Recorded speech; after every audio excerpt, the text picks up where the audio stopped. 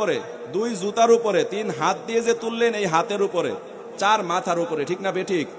তাহলে সৃষ্টির সেরা জীব হিসেবে মানুষ এক মানুষের উপর জুলুম করবে, আল্লাহ রাব্বুল আলামিন এটা সহ্য করেন না এবং এটা তিনি অ্যাকসেপ্ট করতেও চান না।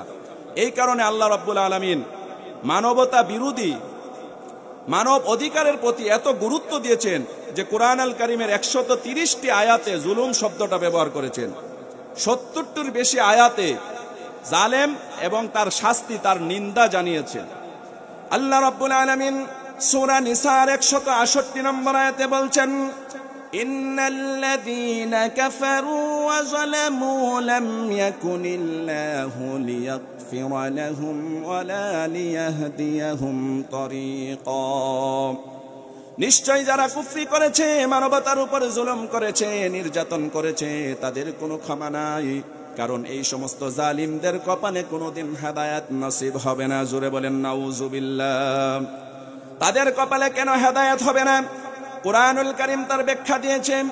সূরা শুরার 42 নম্বর আয়াত আল্লাহ তাআলা বলছেন, ইন্নামাস সাবিলু আলাল্লাযীনা ইয়াযলিমুনান নাসা ওয়া ইয়াবগুনা ফিল আরদি বিগাইরিল হক উলাইকা লাহুম আযাবুন আলীম।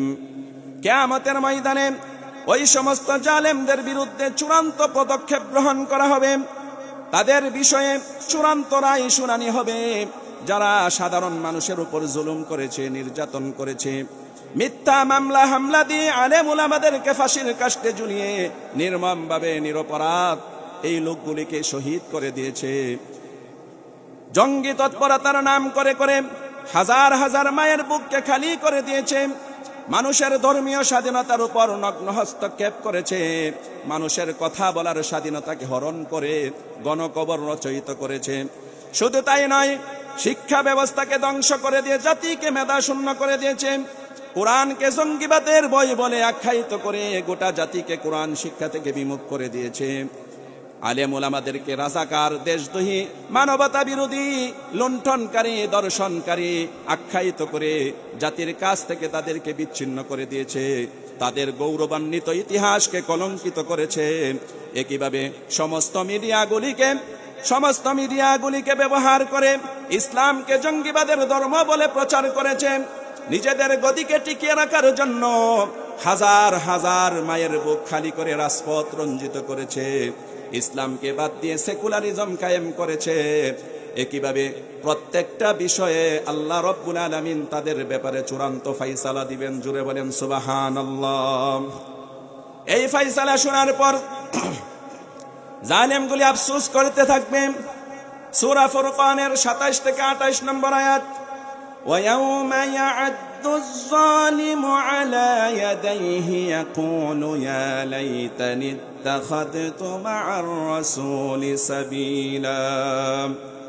এই সমস্ত জালেমগুলি তাদের হাত পা কামড়াতে থাকবে আর আফসোস করে বলতে থাকবে, হায় আফসোস, আমরা যদি দুনিয়ার জীবনে হক্কানি আলেম উলামাদের পরামর্শ অনুযায়ী আমরা রাসূলের পন্থা গ্রহণ করতাম, তাহলে আজকে আমাদের এই শোচনীয় পরিস্থিতির সম্মুখীন হতে হতো না।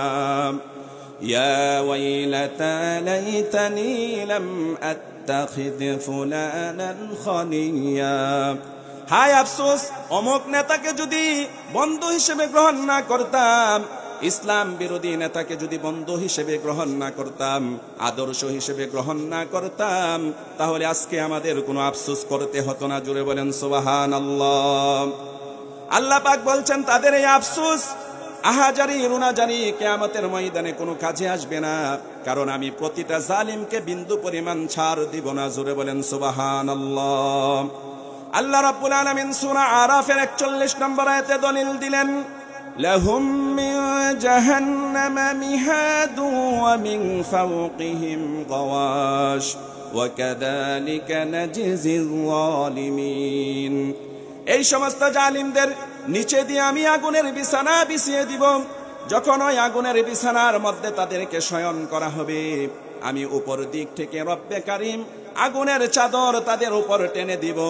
ফলে তারা আগুনের কুণ্ডলী থেকে কোনোদিন বের হতে পারবে না। এইভাবে আমি প্রত্যেকটা জালিমকে তার জুলুমের প্রতিদান দিয়ে দিব। জুড়ে বলেন নাউজুবিল্লাহ। আমার বন্ধুগণ, একজন আরেকজনের উপর জুলুম করা কত বড় অন্যায় নবী করিম সাল্লাল্লাহু আলাইহি ওয়াসাল্লামের বক্তব্য থেকে অনুধাবন করা যায়।